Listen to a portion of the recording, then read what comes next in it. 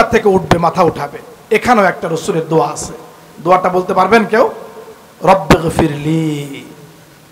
দুই সিজদার মাঝখানে যে দোয়াটা, রব্বিগফিরলি, হায় আল্লাহ আমাকে তুমি ক্ষমা করে দাও, বলেন সুবহানাল্লাহ। ওয়ারহামনি, তোমার করুণার ছায়াতলে আমাকে টেনে নাও। ওয়াহদিনী, ইহদিনাস সিরাতাল মুস্তাকিমের পথে আমাকে কায়েম রাখো। ওয়ারযিকনি, আমার রিজিকের মধ্যে তুমি বরকত দাও, বলেন সুবহানাল্লাহ। ওয়াফিনি, সুস্থতার নিয়ামত তুমি আমাকে দাও। এই যে দোয়াগুলো, এগুলো আমরা করি বলেন? করি না। হুজুর বোধহয় চলে আসছে।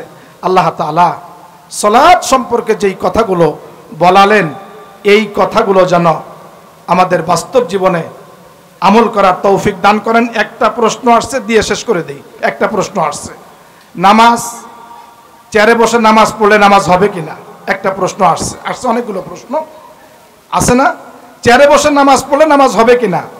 আমাদেরকে প্রথমে জেনে রাখার দরকার, দাঁড়িয়ে নামাজ পড়া ফরজ। দাঁড়িয়ে নামাজ পড়া কি বলেন? ফরজ।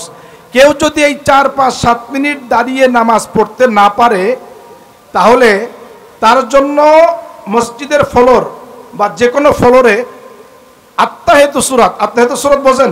নামাজের সূরতে বসে তাকে নামাজ পড়তে হবে। যদি নামাজের সূরতে বসতে না পারে, তাহলে ওই সিচুয়েশনে গিয়ে তাকে আসন গড়া, আসন গড়া বোঝেন?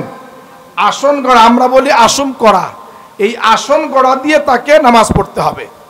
যদি এভাবেও সে সক্ষম না হয়, অক্ষম হয়, তাহলে তৃতীয়ত হচ্ছে তাকে কিবলার দিকে পা টান করে দিয়ে তাকে বসে নামাজ পড়তে হবে। এই 3 সিচুয়েশনে কোনোভাবে যদি সে নামাজ পড়তে সক্ষম না হয়, সেই সিচুয়েশনে গিয়ে মুহাদ্দিসিন ইকরাম, আরব বিদ্বানগণ, ইসলামী স্কলাররা বলেছেন, ওই সিচুয়েশনে গিয়ে সে চেয়ারে বসে নামাজ পড়তে পারবে।